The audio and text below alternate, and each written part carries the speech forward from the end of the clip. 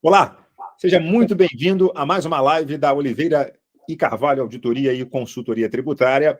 No dia de hoje, a gente tem a grata satisfação de receber duas autoridades especialistas no tema que a gente vai debater daqui a pouquinho, diz respeito a criptomoedas. Então, hoje aqui com a gente, o time da WeDev, né?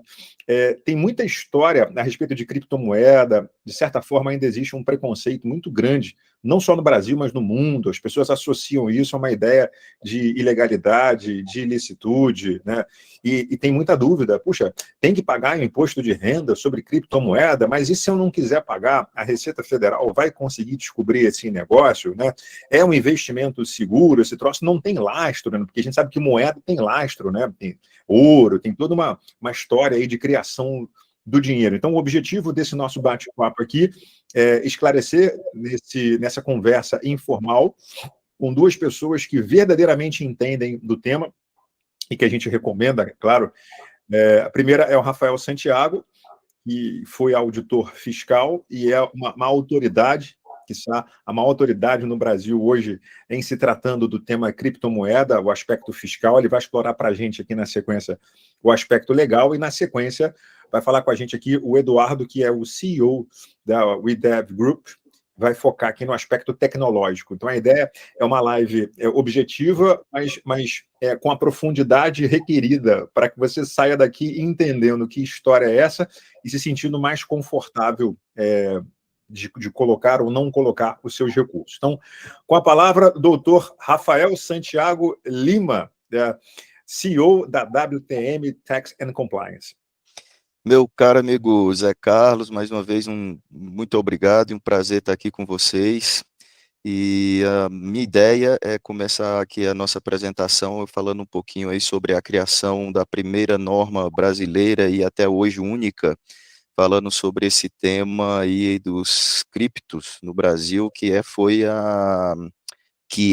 a Instrução Normativa da Receita Federal do Brasil, número 1888 aí de 2019, que tratou aí de uma obrigação acessória para quem operasse com cripto no Brasil, passar informações à Receita Federal sobre as transações com cripto realizadas no Brasil. Então, assim, tanto as exchanges para quem não entende bem desse assunto, são como se dá para fazer uma analogia como as corretoras de câmbio. Então, as exchanges que trabalham com as criptoativos, elas têm essa obrigação de passar as informações de seus clientes que trabalham, que fazem transações as utilizando para a Receita Federal do Brasil. E são três cenários: a PF ou a PJ que utiliza uma exchange nacional, quem passa a informação, depois o Eduardo vai até apresentar cenários, é a própria exchange brasileira que passa a informação para a Receita Federal. Então o cliente fica sossegado, ele tem que apresentar só lá no final, lá no período da declaração de ajuste anual, é que ele apresenta lá a quantidade de cripto que ele tem na exchange, etc., mas ele não tem essa obrigação mensal de ficar passando a quantidade de cripto que ele tem, porque a própria exchange passa isso para a Receita Federal. Agora, se ele opera com exchange que está domiciliada no exterior, aí a obrigação é dele próprio fazer, e se ele opera naquilo que a gente chama de peer-to-peer, né, ponto a ponto, ou seja, ele opera direto, ele com outra pessoa física ou ele com a outra PJ, ele também tem a obrigação de passar essa informação para a Receita Federal. Então, eu vou pedir para o Eduardo passar aí para o próximo slide, que a gente tem a definição que a gente criou lá na Receita, na época que eu estava lá, e a gente criou essa instrução normativa 1888, que a definição, inclusive, muito próxima da que está sendo aí, que está lá no PL 4401, que está para ser votado aí em setembro, né, lá na Câmara dos Deputados. Já foi aprovado no Senado e voltou para a Câmara dos Deputados para ser votado. Mas o importante é que as pessoas entendam que as definições são muito próximas, e essa definição aí: representação digital de valor denominada em sua própria unidade de conta, cujo preço pode ser expresso em moeda soberana local ou estrangeira, transacionada eletronicamente com utilização de criptografia, isso é importante, tá?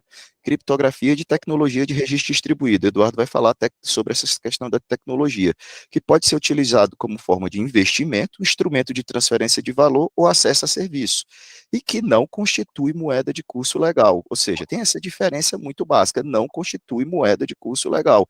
Nós não estamos falando aqui em moeda fiduciária, nós não estamos aqui falando em moeda.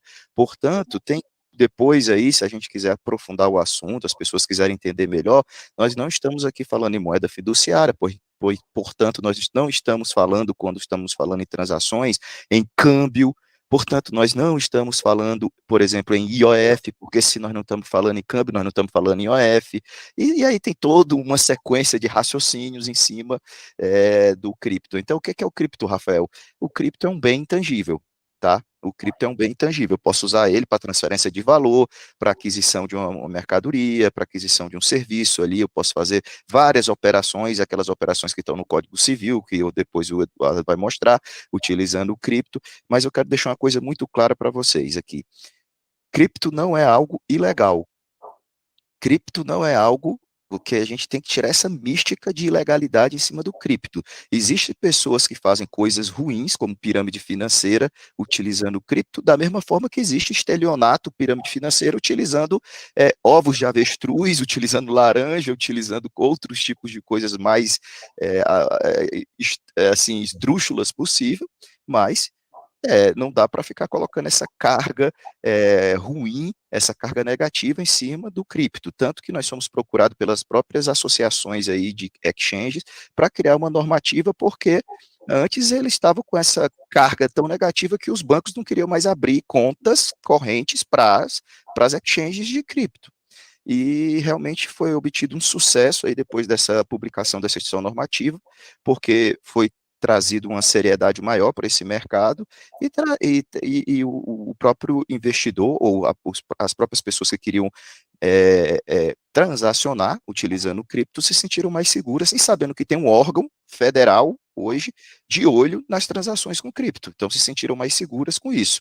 Obviamente tem a tributação, que é o ganho de capital, se você investe em cripto, você está ali, tem um imposto de renda que incide sobre o ganho de capital, comprei um cripto por 100, vendi por 150, tenho ali o ganho de capital, no caso da pessoa física, desde que não ultrapasse os 35 mil reais mês de montante de operação, obviamente, aquela isenção dos 35 mil, né? Mas tem essa questão da tributação dos 35 mil, e depois tem a progressividade normal lá do ganho de capital na operação de tributação.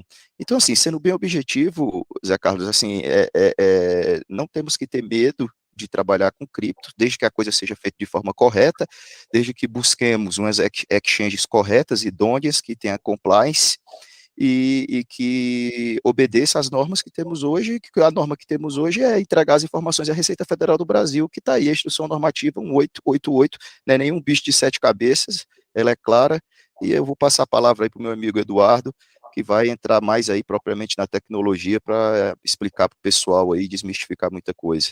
Obrigado aí. Rafael, a sua explicação é perfeita. Deixa eu pedir, vem aqui ao Eduardo. Como já tem aqui diversas perguntas, se o Eduardo me permitir, só para a gente manter aqui a primeira etapa, para as pessoas não dispersarem aqui. Então, perguntas que apareceram aqui. Primeira pergunta. Bom, parabéns, Rafael, pela explicação objetiva. Que legal.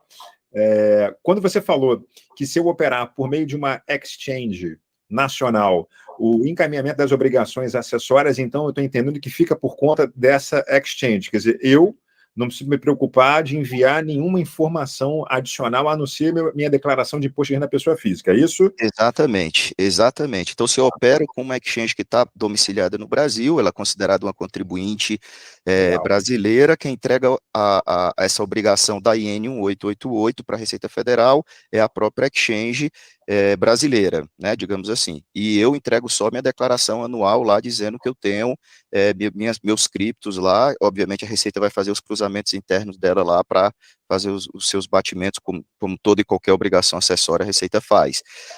E se eu operar com alguém lá de fora, aí sim eu declaro, porque obviamente o cara está lá fora, não vai declarar para a Receita, né? Maravilha. Se for ponto a ponto, pick to pick, como você falou, quer dizer, eu, José Carlos, estou vendendo para o Rafael ou vice-versa. Isso. Ambos têm a obrigação de informar, ou só o vendedor ou só o comprador? Muito boa pergunta. Se nós dois formos contribuintes brasileiros, ou seja, nós somos duas pessoas físicas domiciliadas no Brasil, contribuintes brasileiros, como somos pessoa física, nós somos residentes no Brasil, os dois têm que informar. Então, tanto o vendedor como o comprador vão informar para a Receita. O Eduardo tem um slide aqui na frente que mostra isso muito claramente ali, bem didático, que mostra exatamente esse cenário. Então, os dois informam. Show de bola. Terceira pergunta. Se é uma pessoa física comprando ou vendendo ações, mudei o objeto. Estou comprando aqui a ação da Vale, né? E apuro aqui um resultado mensal, né?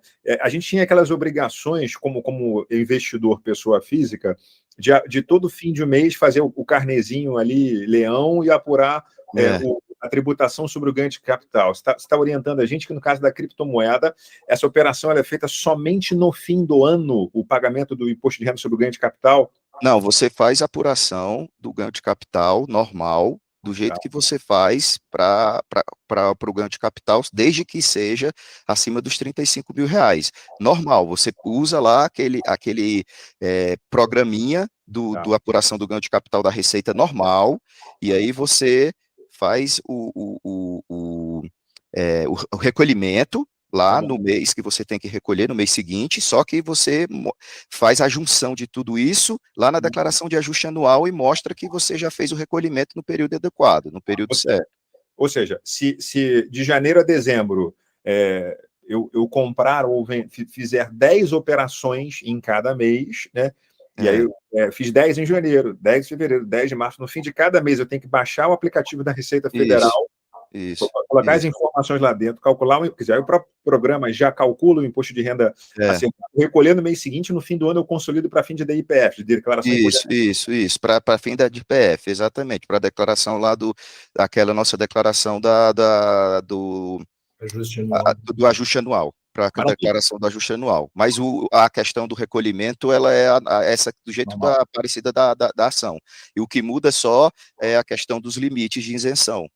É diferente, né? Que nesse caso aqui é 35 mil por pessoa física, é 35 mil por mês no montante da operação, e não no valor do ganho de capital, tá? É assim, do montante da operação. Então, assim, se eu tive o ganho de capital foi só de 10 mil, mas na verdade o montante que eu fiz foi 100 mil, eu vou ter que recolher o ganho de capital, porque eu movimentei 100 mil. Mas se eu tiver movimentado 34 mil, aí eu não tenho ganho de capital, mesmo eu tendo ganho de capital muito grande. Eu posso ter um ganho de capital de 30 e tantos mil, mas se eu movimentei 34.999, eu não preciso recolher o ganho de capital, você entendeu?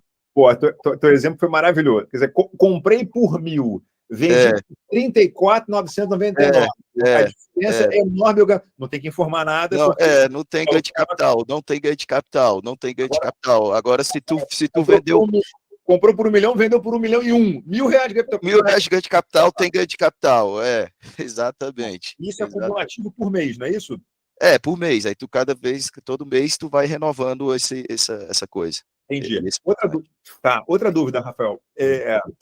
Pessoa física, o imposto de renda sobre ganho de capital, quer dizer, quando a tributação exclusiva e definitiva, venda de imóvel, 15%, né, com algumas peculiaridades. Nesse caso, estamos falando de faixas com percentuais diferentes? 15, aí depois vai subindo para 17,5, depois 20, depois 22,5, é aquela progressividade, tem aquela tabelinha progressiva. Começa em 15 e vai subindo. Perfeito. Cara, isso aqui tá muito legal, esse bate-papo.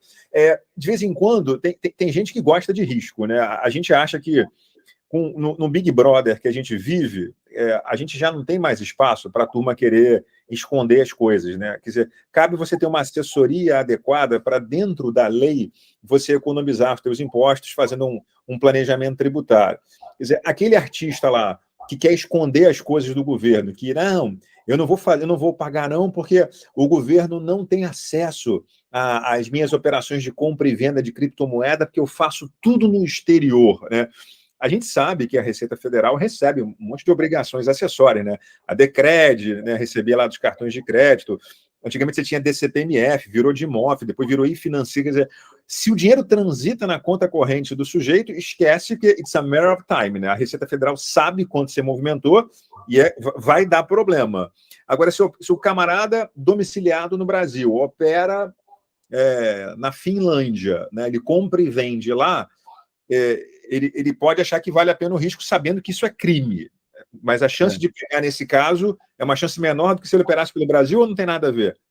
Zé Carlos, olha só, eu mesmo, quando eu estava na Receita, eu mantenho o meu mesmo discurso, estando agora na iniciativa privada. É o seguinte, não vale a pena ficar com esse tipo de pensamento, porque eu acho o seguinte, nós estamos vivendo num mundo que a troca de informações entre as administrações tributárias estão cada vez maior, a forma de rastreabilidade está cada vez maior, o Eduardo vai explicar o que é um blockchain, o que é uma tecnologia de blockchain, e etc. O governo americano mostra quase todo dia como faz rastreabilidade, como vão buscar as informações. A gente recebe, você falou num país super interessante, Finlândia. Finlândia manda informações espontâneas para a Receita Federal quase que todo mês sobre operações de brasileiros que estão lá, fazem operações lá, e eles vão começar a mandar operações de brasileiros que estão operando com exchanges finlandesas para nós.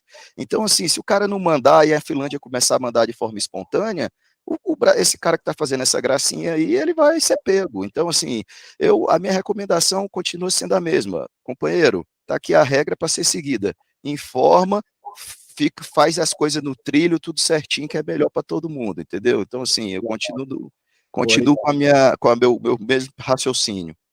Rafael, super obrigado. Suas explicações são perfeitas, missão super cumprida. Passando a palavra para o CEO da UEDEV, Eduardo, que é o homem da tecnologia. Vamos entender aqui, Eduardo, tecnologia for dummies, beleza? Eu tentei, obrigado, tá, pelo convite primeiro. Boa noite a todo mundo. Eu tentei ilustrar sempre de forma mais simples possível, fazendo analogias para aquilo que a gente já meio que entende, né? Eu gosto de começar por uma comparação com a parte do DNA humano, né? Porque ele é simples de entender, é diferente da tecnologia que exige uma bagagem muito grande de conhecimentos, né? A parte de álgebra e cálculo avançado. A genética, todo mundo entende a lógica, né? O pai e a mãe, né, tem as suas cargas genéticas individuais, tem a sua impressão digital única, então a carga genética ela é única para cada indivíduo, então esse fator único ele é bem importante. E essa carga genética gera um indivíduo, né, com marcações no dedo que são únicas a ele. Então, é um atributo único, como um reflexo da carga genética que ele carrega, as transformações dentro do útero e tudo mais. Mas eu consigo ter, com a carga genética, a origem genética. Então, se a carga genética de um pai e uma mãe se combinam para formar um outro indivíduo único, por sua vez, com a sua carga genética única, com a sua impressão digital única, criando uma entidade, né? Um indivíduo que não existe uma outra cópia dele. Mas, ao mesmo tempo, eu consigo pegar a carga genética desse indivíduo único, fazer um teste de DNA, que já é uma coisa muito mais rápida hoje, e automaticamente verificar que ele existe muita similaridade com a carga genética do pai e da mãe, e essa compatibilidade consegue fazer a vinculação, né? Então, esse princípio de rastreabilidade que a gente tem na genética, de identificar pai, mãe, filho, neto, sobrinho, a gente vai encontrar também no protocolo que gera os criptoativos e o encadeamento da informação. A impressão digital, por sua vez, né, ela garante a autenticidade. Eu vou no cartório, vou verificar um documento, eu vou abrir as verificações do meu celular que fazem requisição de fatores biométricos por segurança, eu coloco a minha impressão digital e o equipamento libera o acesso. Então, esse atributo único permite que um indivíduo use um atributo físico dele, uma impressão digital, para liberar um acesso a um arquivo, assinar um documento, e isso abre alguns precedentes de operação, como a gente tem os cartórios, como a gente tem os leitores biométricos, e por aí vai. Quando a gente fala no início do Bitcoin, a gente encontra o mesmo paradigma que a gente encontra na genética, né? Mas se eu tinha um pai e uma mãe, de onde veio o meu pai ou a minha mãe? Onde iniciou esse cruzamento genético que deu origem ao primeiro indivíduo? Esse paradigma ele acontece exatamente no Bitcoin. Quando ele foi rodado a primeira vez, né, por não ter uma transação de origem, ele travou. Gerou a sua própria transação para depois correr. Então, o primeiro código que rodaram a blockchain do Bitcoin, ele trava a sua primeira vez, gera um hash do bloco travado, que por sua vez gera toda a sua linhagem genética no formato digital. Então, tem essa analogia e esse comportamento por todo o protocolo, né? Explicando um pouco, blockchain em si, ela não está documentada no white paper do Bitcoin, que é um documento curto, 9 páginas, 8, 9 páginas, mas não existe essa palavra blockchain. O Satoshi Nakamoto, ali, dizem ser o autor, não menciona blockchain. A blockchain ela começa a ser descoberta quando criam-se abstrações visuais do protocolo sendo aplicado, de como essa informação é armazenada de forma segura. Então, tudo começa numa transação. Eu tenho um indivíduo, né, único, ou seja, uma carteira de criptomoeda, que é um endereço, em que eu tenho a parte privada e a parte pública, muito parecido com um cartão de crédito. A gente tem um número do cartão de crédito e a gente tem no verso do cartão o código de verificação de segurança. É como se fosse a chave pública e a chave privada do Bitcoin, mas o cartão de crédito não tem a mesma segurança, né? Então, um conjunto de indivíduos com as suas próprias carteiras, tendo saldo disponível para gastar, porque já fizeram uma primeira conversão, e aí a gente vai entrar na parte de mineração depois, mas cada um assina a sua transação por meio da sua impressão digital, no formato digital, que é a assinatura. Então, eu mando uma mensagem para o protocolo, né, muito parecido com o serviço de mensageria, e um grupo de mensagens é armazenado em um bloco. E aqui, na direita, no canto superior direito, eu tenho muito parecido com uma carga genética. Se eu tenho um conjunto de informações dentro de um bloco, que são as transações, ele pega a informação do bloco anterior, que é a assinatura do bloco anterior, somo todas essas transações, ou crio um pacote de todas essas transações dentro do bloco, com o hash anterior, e aí eu gero um novo hash. É como se eu fosse o pai agrupando seus blocos genéticos para gerar um novo indivíduo. E esse novo hash, ele é único. E aqui na parte inferior, a gente consegue entender de uma forma mais simples. Por exemplo, eu começo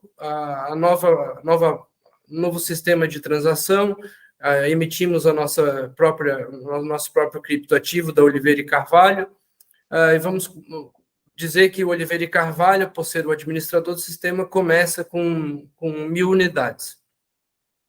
O bloco AA, né, começa na sua origem AA, seria o equivalente ao hash original. Eu coloco as informações dentro do bloco 1, e aí eu começo um processamento em pacote. Eu vou pegar todas as informações que eu tenho do bloco, eu vou vincular com a informação anterior, que no caso seria o AA, para gerar uma assinatura nova. É como se fosse o filho do bloco, que termina carregando as características como eu simbolizei aqui como bebê. Esse bloco, ele, em tese, quando ele é gerado e armazenado todas as transações pelo protocolo do Bitcoin, ele fica travado.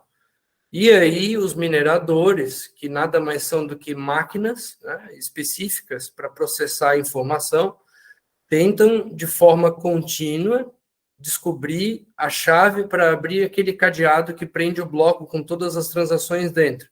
Nada mais está fazendo do que uma prova de verificação. Ele está estruturando todas as transações que foram feitas, vendo a assinatura do bloco e tentando achar a chave para abrir aquela fechadura. Basicamente, esse é o processo de mineração. Eu tenho uma competição de chaveiros distribuídos no mundo inteiro, criando chaves aleatórias, porque é um protocolo aleatório, e por tentativa e erro eu tento abrir o cadeado e vejo se eu tive sucesso. Se eu conseguir achar a chave para aquele bloco, ou a chave privada específica para aquela assinatura, automaticamente eu, como minerador, sou recompensado. E esse processo de recompensa pela mineração, ele gera um incentivo para o desenvolvimento da infraestrutura, que não é barata, e aí eu já posso fazer um comentário sobre o que vocês conversaram na prancha anterior. O Bitcoin não tem lastro. Ele não tem um lastro colateral, mas ele tem um lastro intrínseco ao valor dele.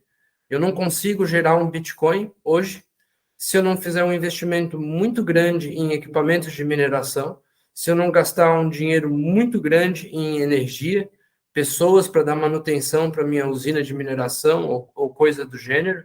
Tem toda a taxa de depreciação dos equipamentos, que vão depreciar em 24 meses aproximadamente, outros vão queimar antes.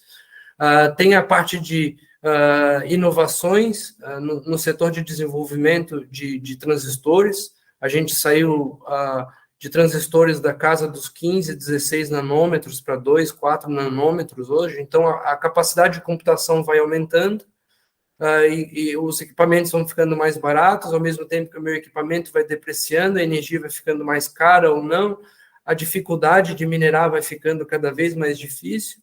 Então, é um organismo vivo, mas ele tem um custo intrínseco hoje, a mineração tem um valor que a gente consegue estimar hoje na casa de 16, 18 mil dólares. Então, ele fica muito próximo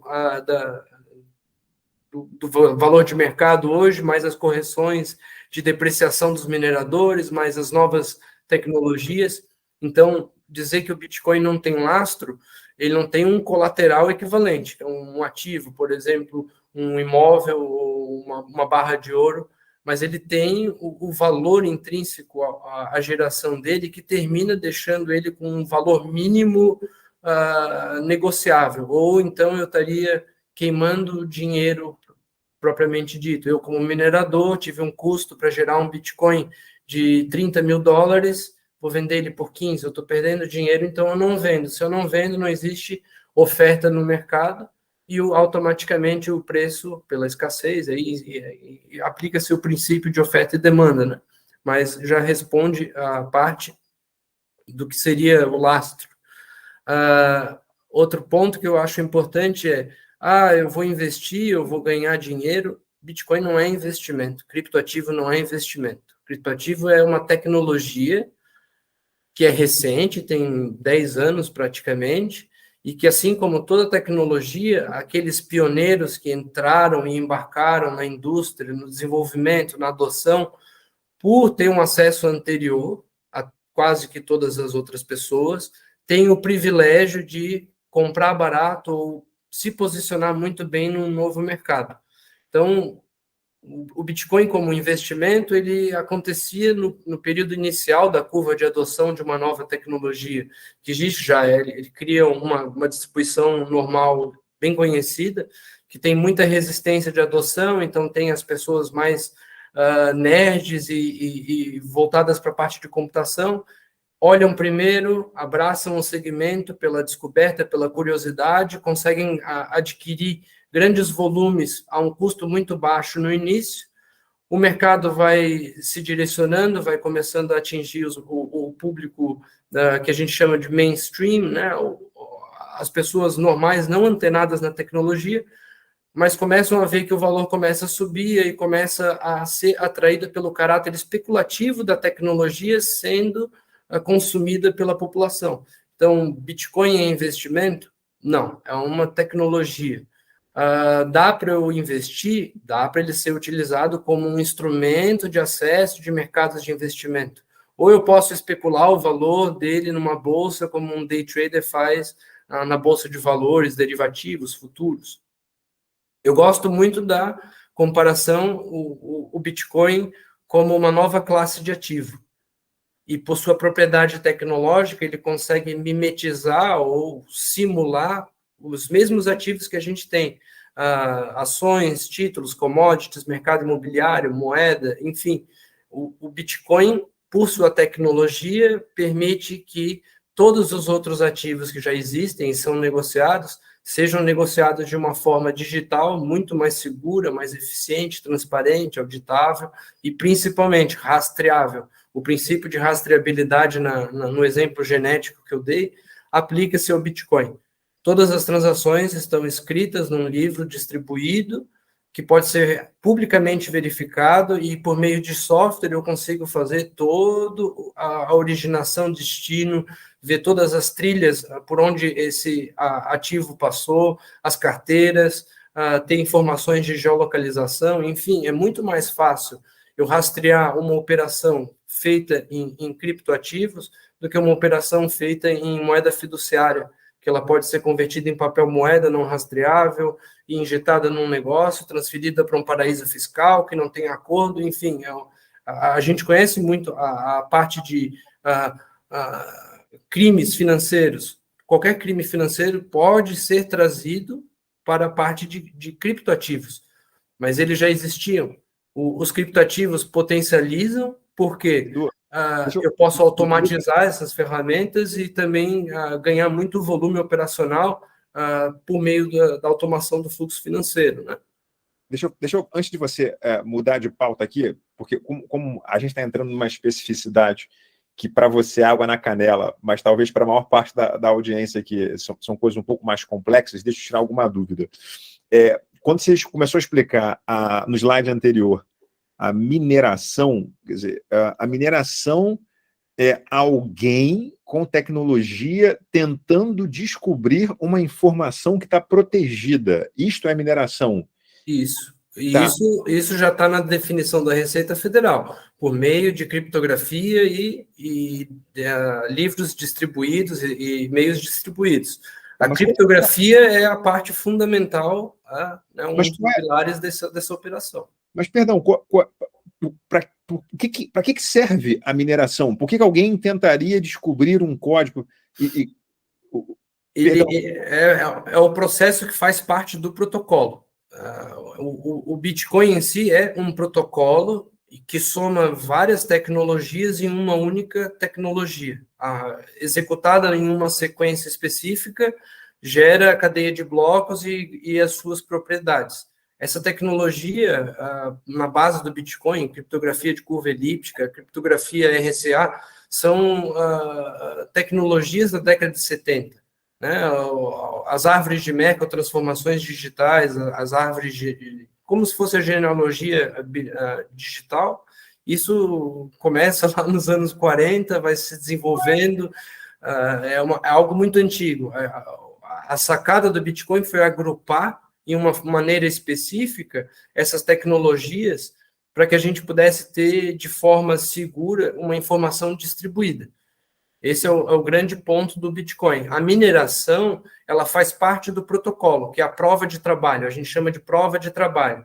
Significa que eu estou colocando de forma obrigatória um equipamento físico, hardware, para ser exaustivamente utilizado ao seu limite, para que ele fique tentando, por meios matemáticos, por provações matemáticas, transformações basicamente cálculos de álgebra, o computador fique por tentativa e erro tentando achar a chave que abre aquele bloco. Essa é a analogia.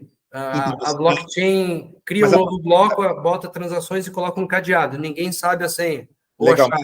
Então, mas a sensação que fica para o leigo, que a gente está falando aqui para alguém que não entende, né? Então, me ajuda aqui a descer 3 níveis aqui para a gente conseguir acompanhar o teu raciocínio, né? Nós temos uma tecnologia que é posta à prova, uma espécie de prova real da conta de divisão, lembra? Multiplica lá, e vê se soma com o resto. Legal. Isto é uma coisa promovida pelo desenvolvedor, pelo criador, com uma garantia da sua plataforma, ou isto é uma coisa que alguém de tecnologia faz para provar que aquilo não funciona, ou isto é uma forma de ganhar dinheiro? Voltamos aqui à pergunta, a minha preocupação não é a origem agora. Para que serve a mineração? Por que ela é feita? A mineração, ela garante, em primeiro ponto, a distribuição da rede. Eu preciso de muita capacidade computacional para conseguir minerar um bloco. Então, por ter vários participantes com inúmeros pontos de mineração, com milhares de máquinas desses pontos, eu tenho uma infraestrutura distribuída. Então, a mineração, ela gera, primeiro ponto, essa vontade de pessoas ao redor do mundo inteiro, cada um tentar, para encontrar recompensa e ser remunerado, rodar um software que fica ali provendo infraestrutura para produtos e serviços circularem. Então, eu posso ser um novo nó na rede, eu faço um investimento em hardware, né? Vou investir $2, 3 mil numa máquina de mineração, eu fiz o investimento, eu vou ter que pagar pela conta de luz, eu vou ter que pagar pela manutenção, suporte, quero ser remunerado por isso. Então, todos os participantes na rede, para serem remunerados, têm que fazer a prova de trabalho, que é a mineração, que é muito parecido com o que tu falou. É uma prova real se aquela estrutura está validada. Vou voltar. Mas, principalmente, encontrar essa chavezinha que abre e permite assinar como dono do bloco. Zeca, trazendo assim bem para um nível assim bem objetivo assim. Quando tu compra, o Zeca compra um Bitcoin do Rafael. Beleza. Como é que nós vamos registrar isso nessa grande rede que está distribuída ao redor do mundo, em vários computadores ao redor do mundo? A gente precisa registrar.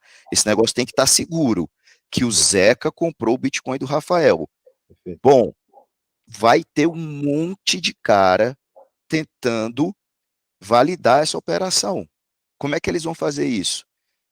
A informação alguém vai tentar abrir um cadeadinho lá, registrar essa operação e, ao mesmo tempo, fechar o cadeadinho, fechar o bloco.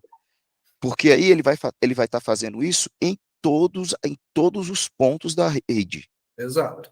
Ele fecha o elo, ele vai fechar o elo, por isso que a gente chama blockchain. Ele está fechando o elo que o Zeca comprou o Bitcoin do Rafael em todos os pontos da rede. Por isso essa trabalheira toda. Então isso vai ficar registrado em todos os pontos da rede. Não é que ele quebrou a nossa informação, é que ele foi lá e carimbou a nossa informação. Mas para isso deu uma trabalheira danada. Ele foi lá, abriu uma chave e fechou também a chave.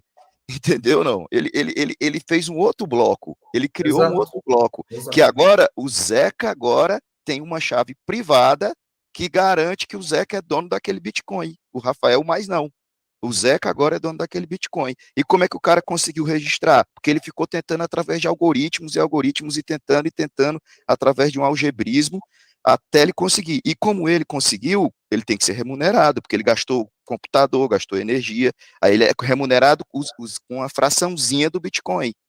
É por isso que o sistema remunera ele, porque ele conseguiu criar mais um bloquinho. Aí vai o outro cria mais um bloquinho, o outro cria mais um bloquinho, aí todo mundo vai criando um bloquinho. Mas cada bloquinho desse é criado em todos os computadores da rede espalhado pelo mundo, é espelhado em todo mundo. Então, assim, é uma coisa altamente sofisticada, a tecnologia e bem seguro. Agora está começando a fechar o raciocínio. Então, peraí, vamos devagar. Faz de conta que o Edu Crânio, foi lá e criou lá um código, beleza? E protegeu esse negócio aí, tá com um cadeadinho lá, tá bom? Aí o Edu fala assim, eu vou vender para o Rafael metade do meu bloco. Isto existe? Quer dizer, existe a figura do vendedor, do comprador, ou esquece, não é nada disso? É alguém que vai montar uma estrutura para tentar entrar no bloco do Eduardo e, se conseguir, ele passa a ser o dono de parte daquela tecnologia. Como é que é essa questão de compra e venda? Assim, eu já vou chegar na compra e venda, mas eu consigo simplificar a tua dúvida. Não existe a transferência do arquivo em si, como a gente manda um arquivo pelo e-mail ou por um serviço de mensageria. Tá? Por que isso acontece? Se eu envio um arquivo para o José Carlos, eu posso enviar o mesmo arquivo para o Rafael. Então, isso é o que é considerado gasto duplo, que é um dos pontos que o Bitcoin resolve. Ele não permite a mesma unidade ser gasta ou o saldo ser gasto duas vezes. Não existe isso. Ele está implícito na regra do protocolo no próprio código. E o código é imutável, porque se eu modificar qualquer linha no código, ou qualquer linha na árvore de transações, altera tudo. Então, a garantia do software está ali para trazer essa segurança e a camada. O minerador tem um incentivo e garante a distribuição da rede. Porque se a rede está distribuída, eu não tenho pontos de ataque, eu não consigo ir num único data center, colocar fogo no data center e acabou a blockchain do Bitcoin. Não existe. Basicamente essas pequenas nuances. A gente não vai entrar muito no lado técnico, porque começa a ficar cada vez mais complexo. Aprofundando mais. Separei daí classes os exemplos de criptoativo, né, com algumas particularidades deles. A gente tem o primeiro, que é o Bitcoin. Ele tem um símbolo, como todo criptoativo, ele vai ter um símbolo, e esse símbolo é utilizado na rede ou nas listagens em outras corretoras.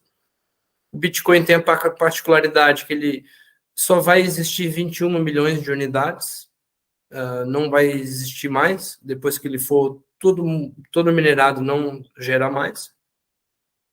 A mineração ou consenso, né, o protocolo de consenso, o Bitcoin faz pela cadeia mais extensa, ou seja, aquele minerador que achou o maior número de blocos e que fez a sua validação e encontrou a resposta. E tem um atributo que é interessante, que ele foi o que criou a distribuição e a descentralização de operações com dados, né? Então, eu poderia trocar valores com pessoas ao redor do mundo inteiro de forma distribuída e descentralizada. Eu não tenho um servidor central, eu não tenho uma empresa, eu não tenho um país, eu tenho um sistema distribuído, um software rodando que garante que tudo funciona e a prova é de ataques. E se as pessoas questionam, existem ataques, a gente tem os maiores hackers do planeta, as forças de segurança, todo mundo tentou destruir, por 10 anos, ninguém teve sucesso até hoje. Então, ela vai se consolidando como uma tecnologia muito segura. Aí depois, logo em seguida, o que seria uma referência, vem o Ethereum, né, o símbolo ETH.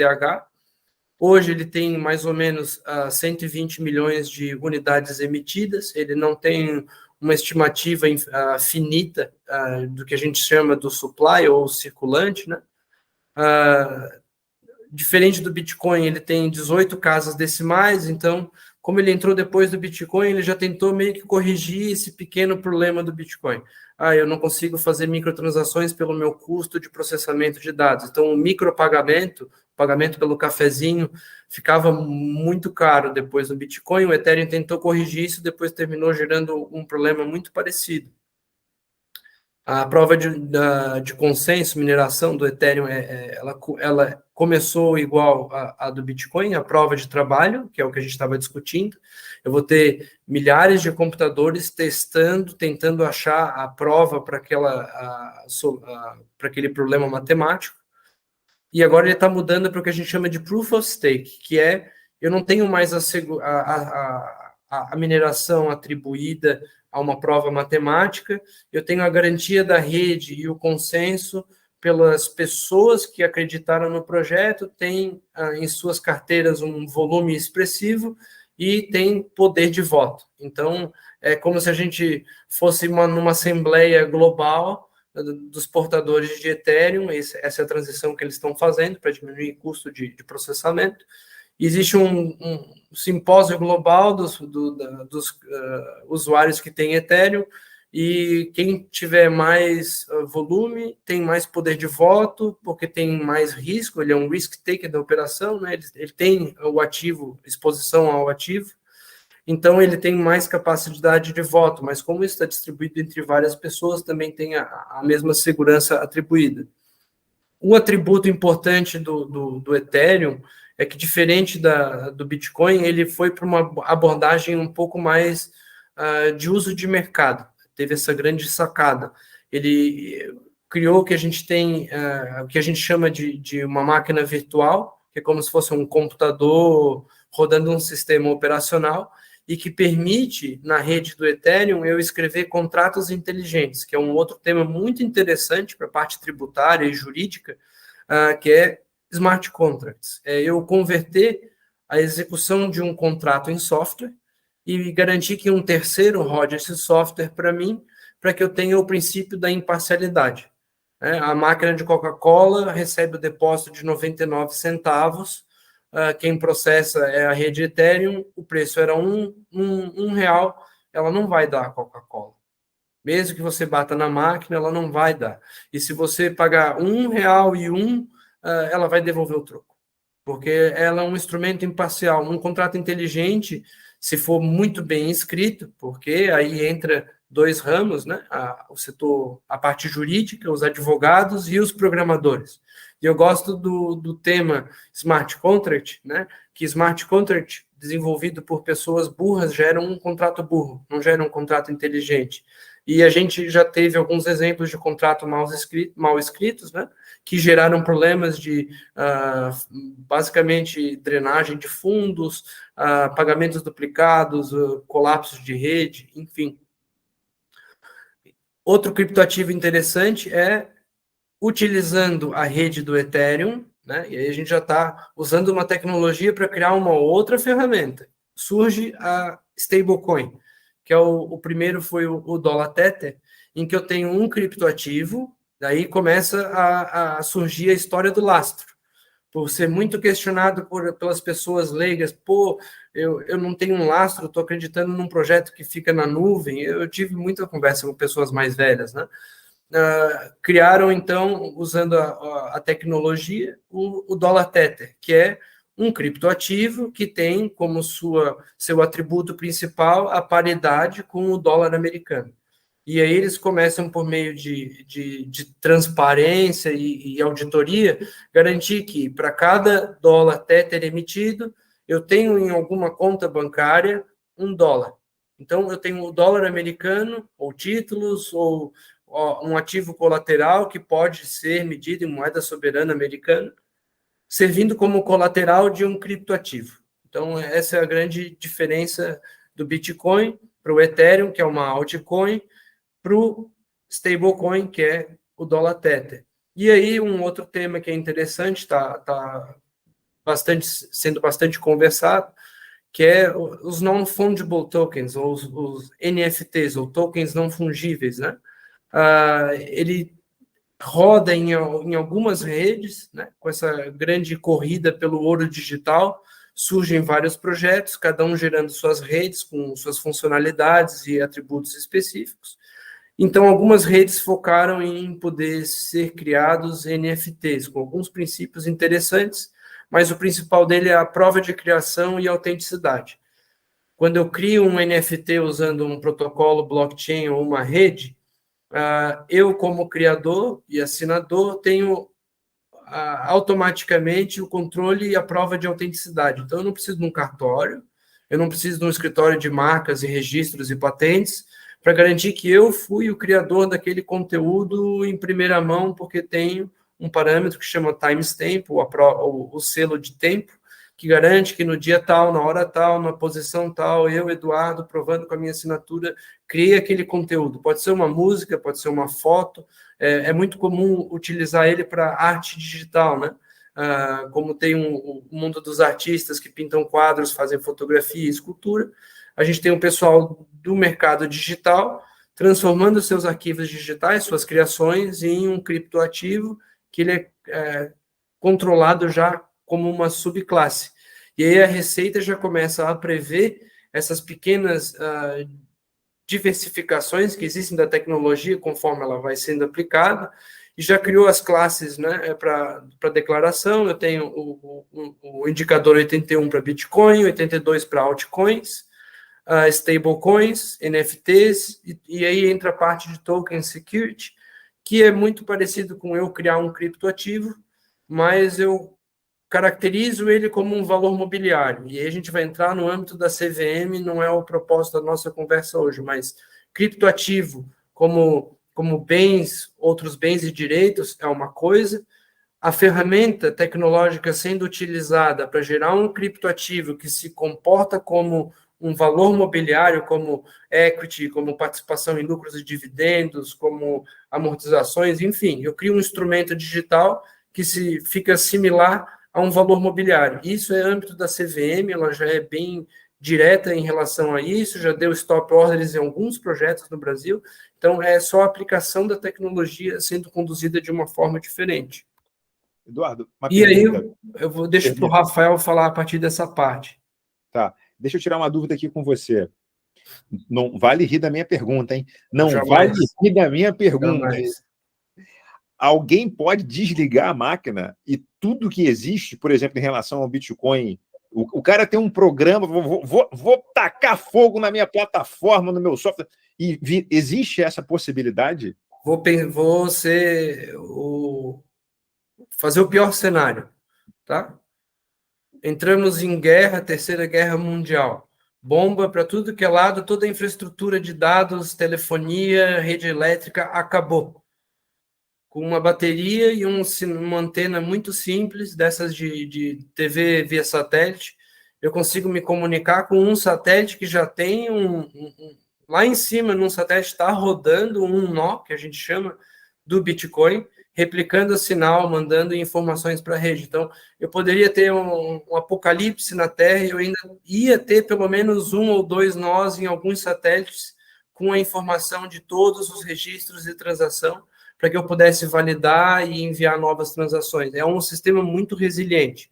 Quanto mais as pessoas fazem a adoção, mais participantes, gera mais dispersão da informação, ele fica cada vez mais seguro.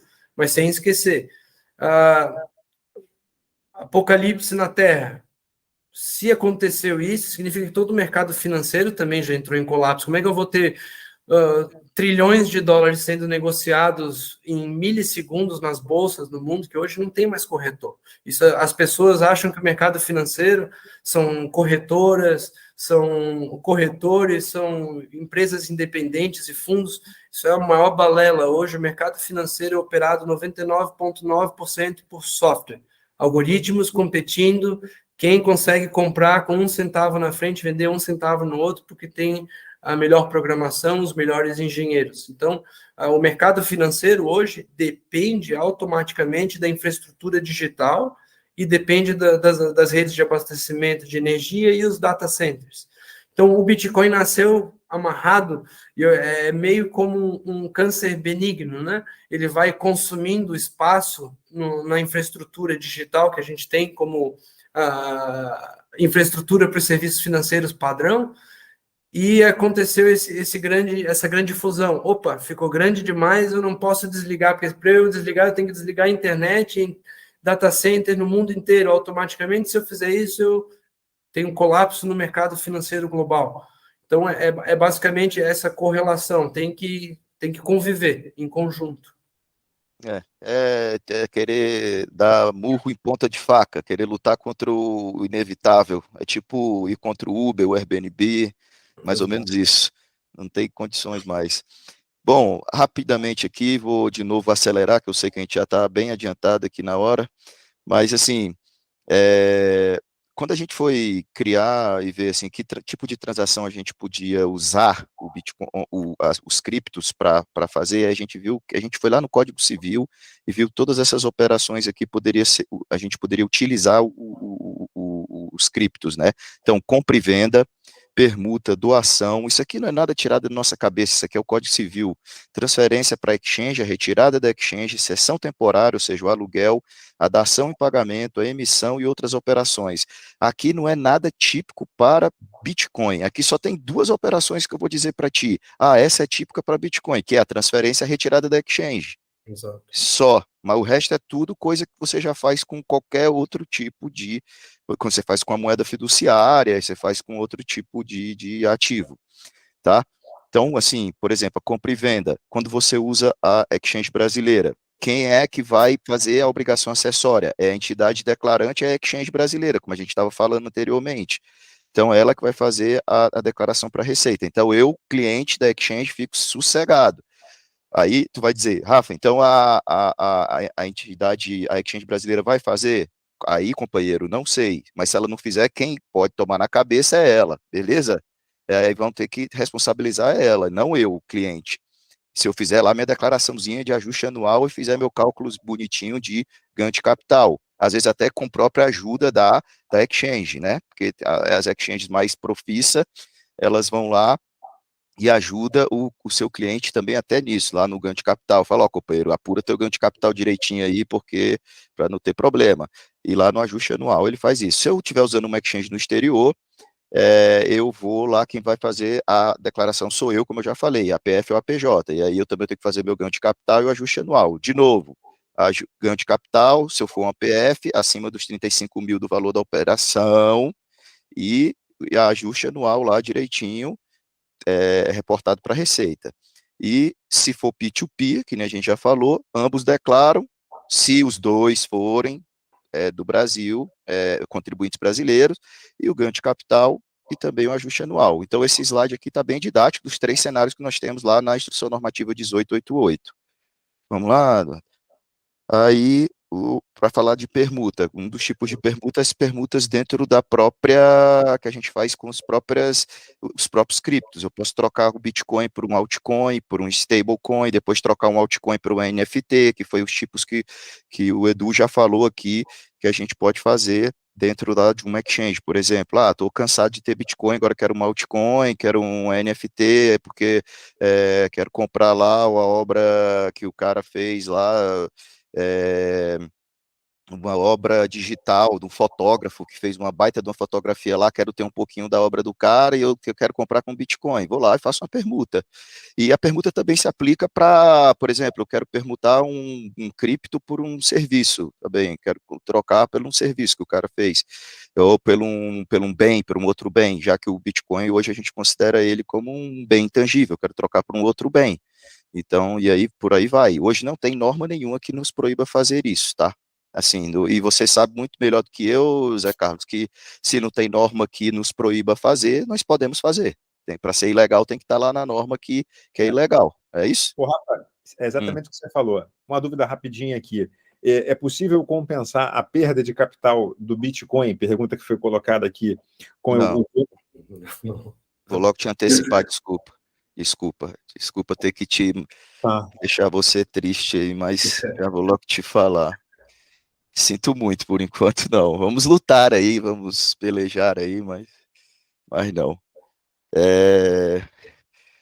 Bom, aí a retirada, transferência retirada, bom, é quando porque eu posso simplesmente eu tô numa exchange tal, XYZ, aí fica aquela exchange lá, na reputação não tá tão boa, tá tendo alguns problemas aí, como a gente ouve falar todo dia na televisão, tem algumas exchanges que estão com a reputação tão boa, eu quero mudar de exchange, então eu posso, né, fazer uma transferência para uma outra exchange, então quem faz se for uma exchange brasileira, quem faz a declaração é a própria exchange, e o cliente faz lá o ganho, a apuração de ganho de capital e aí o ajuste anual. Isso é o exchange do exterior, quem faz é o próprio cliente. Sessão temporária, é o aluguel. Eu posso emprestar meu Bitcoin, alugar, e o cara me paga, e ainda me paga lá em Bitcoin também, tá?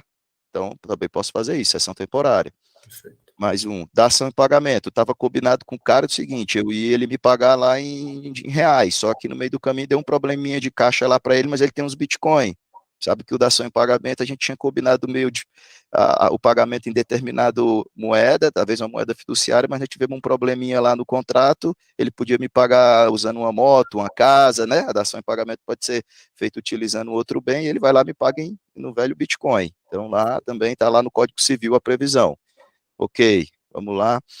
Aqui é emissão e mineração, nós já falamos. Aqui eu não vou nem entrar muito, porque a gente já falou da mineração, ou seja, a mineração, só para deixar mais claro ainda, é a forma como o cara dá lá carimbadinha em todas as transações dentro dessa grande rede chamada lá o blockchain, lá como o cara minera, como ele registra cada operação que acontece e como ele ganha esse dinheirinho dele lá, e ele aponta, Zeca, assim, para onde ele quer que esse dinheiro que ele está ganhando por essa mineração que ele está fazendo, esse software que ele usa para minerar, pergunta para ele para onde ele quer que mande esse dinheirinho que ele está ganhando lá, tá? Esse dinheirinho que eu estou falando, esse bem intangível, esse cripto que ele está ganhando, ele tem que dizer para onde ele quer que o software mande, que ele está ganhando. Ele vai lá para uma wallet, para uma carteira dele, e aí vai lá para a exchange, ou no exterior, uma exchange brasileira, e etc. e ele ganha isso, e isso é informado também para a Receita, tá? Vamos lá? Agora essa daqui é o Eduardo que vai explicar, porque aí tem que ser meio já mais high level aí a explicação. E é o último, eu prometo, é o último slide aqui da apresentação, tá? Isso. Essa eu fiz de forma como uma provocação, né? As pessoas tentam dizer, eu até não gosto muito do termo especialista em blockchain, porque, cara, amanhã um indiano de 10 anos de idade pode criar alguma coisa que deixa todo mundo obsoleto. Então, eu não sou especialista de nada, porque a velocidade com que isso está se desenvolvendo e criando é algo sem precedentes, né? Como existem algumas outras tecnologias, mas a capacidade de criação e novos direcionamentos que essa tecnologia permite, gera cenários com esse tipo de complexidade. E aí a gente vai tentar entender como eu declaro, como eu opero, como funciona. Um exemplo, tá? Aqui na esquerda eu tenho o Joãozinho, ele manda um Pix para a Exchange no Brasil, recebe Bitcoin.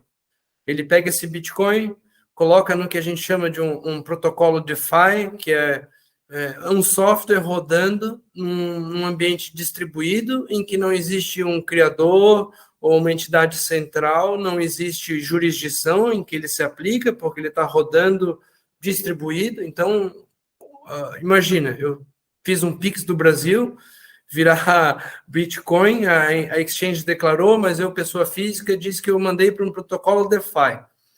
Esse protocolo DeFi, quando eu deposito Bitcoin, ele me dá NFTs, por exemplo. Ele cospe figurinhas do jogador de basquete que eu gosto muito. Eu pego essas figurinhas e coloco num outro protocolo DeFi, que sempre que ele recebe figurinhas NFT, converte para dólar Tether e paga o artista que eu contratei por mês para me entregar novos NFTs. E ao mesmo tempo que eu estou pagando o artista, eu, por ter indicado uma corretora fora para ele poder receber o meu pagamento aqui do Brasil, a empresa de fora paga a empresa do Brasil, que me dá um fee rebate em outra criptoativo que eu troco. Então, imagina isso acontecendo em tempo real, com software totalmente automatizado, com todas as corretoras conectadas, os contratos conectados, as carteiras conectadas, com softwares rodando e fazendo operações individualmente. Isso é muito similar com o que o mercado financeiro está operando hoje.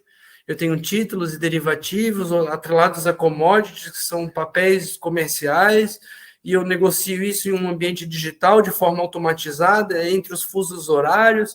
Então, imagina, está acontecendo o que aconteceu para o mercado financeiro tradicional, só que com um nível de automação sem precedentes, porque eu não estou mais transferindo a informação. O Eduardo tem uma ordem de pagamento do banco X para o banco Y a receber de Rafael. Isso é informação.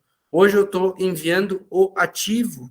A informação é o próprio ativo, ou a propriedade do ativo, ou o ganho dele, ou dispersões e partes desse ganho. Então, não existia uma forma da gente programar. Eu posso pegar uma nota de R$1, escrever, entregar para a pessoa tal. Isso é uma forma de programar dinheiro.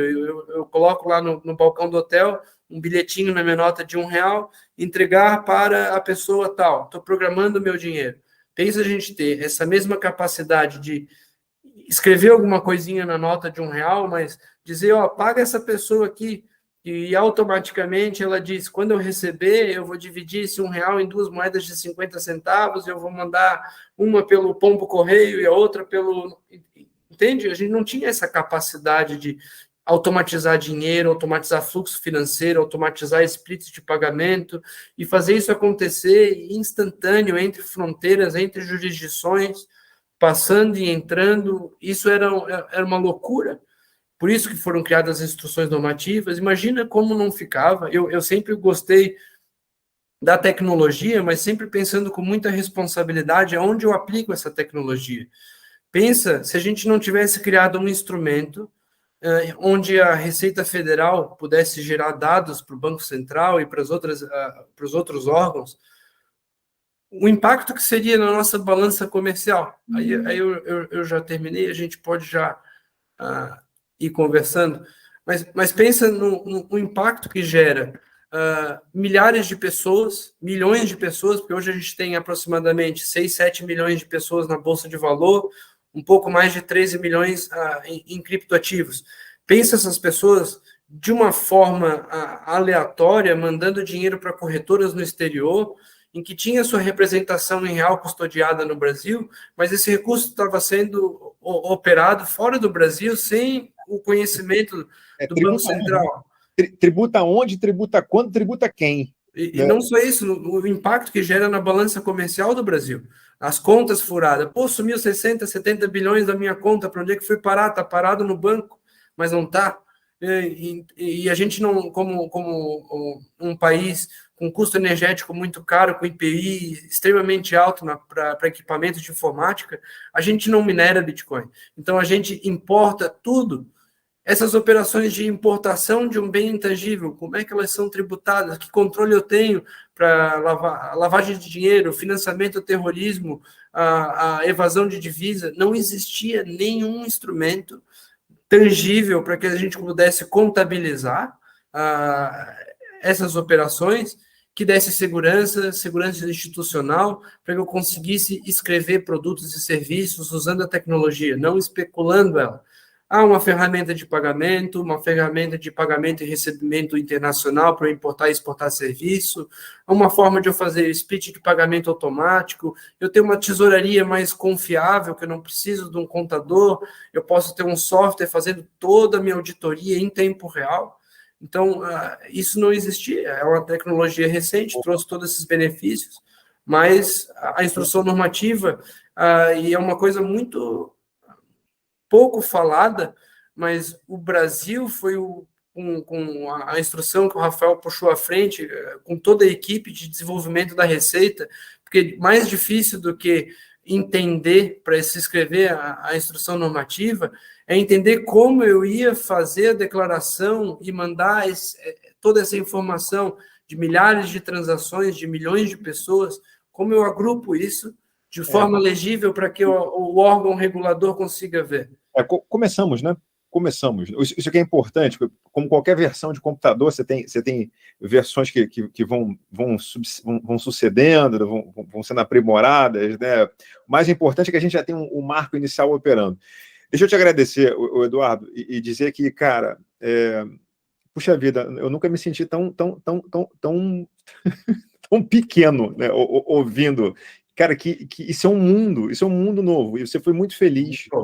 Você foi muito capaz de se esforçar para trazer um tema tão complexo para o nosso público-alvo, né? Porque aqui nós somos mormente empresários e executivos, né? Então, a turma aqui não é... Você até tem um ou outro que achava o que sabia que estava fazendo quando investia em Bitcoin, né? Depois disso aqui, ele entendeu que o buraco é muito mais embaixo.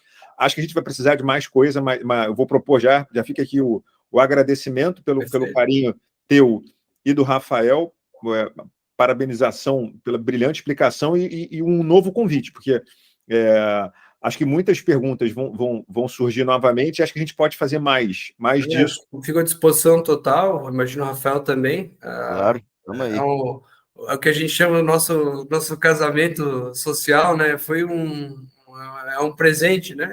Poucas pessoas têm a oportunidade de ver o regulador de um lado, hoje trabalhando em conjunto para que a gente possa entregar produto, serviço, muito desafio na parte de conformidade, mas é o caminho que a gente escolheu, e deixo em aberto para tirar todas as dúvidas, criar uma outra vertente para a gente conversar, discutir outros assuntos. Maravilhoso. Quem quiser entender, essa live vai ser gravada e a gente vai disponibilizar isso aí para a nossa audiência. Agora, mais informações, qual é o site da WeDev, Eduardo? A WeDev ela é a Venture Builder, né, que controla os projetos de tecnologia. A parte de cripto, a gente fica com a CDA Ponto Digital, que é a parte de criptomoedas, e a conformidade é a parte da WTM Tax Compliance.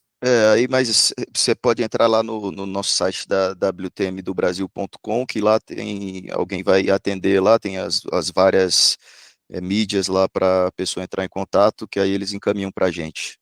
Que legal. E estamos à disposição. Muito obrigado. E Rafael e Eduardo, e vocês têm algum e-mail que vocês podem compartilhar o camarada que pintou dúvida, queria tirar uma dúvida, porque essa live vai ficar disponível no YouTube e nas plataformas, e a turma vai postar para onde manda? Tem alguma coisa, contato, arroba? Tem, lá no, Zé, lá no WTM, no site, lá já vai ter na wtmdobrasil.com, lá tem Zap, tem tudo. Aí a pessoa entra lá, já tem consultor, tem tudo, a pessoa pode já mandar direcionado, dizer, uma dúvida lá da live lá do Rafael e tal, da parte de compliance e tal, já pode direcionar lá que eles mandam pra gente. Então, www.brasil.com. É o www.wtmdobrasil.com. Tá bom, excelente, show de bola. Mais uma vez, Rafael, Eduardo, obrigado pelo carinho, pela participação de vocês. Sucesso nesse projeto e, cara, com esse conhecimento demonstrado, segurança, né? Quer dizer, a turma que busca fazer a coisa da forma séria, tá aqui a referência. Obrigado, Zé. Obrigado. Obrigado a você que ficou com a gente até agora. Desejo para você uma semana abençoada, sucesso e tudo de bom para você. Um abraço. Tchau, tchau.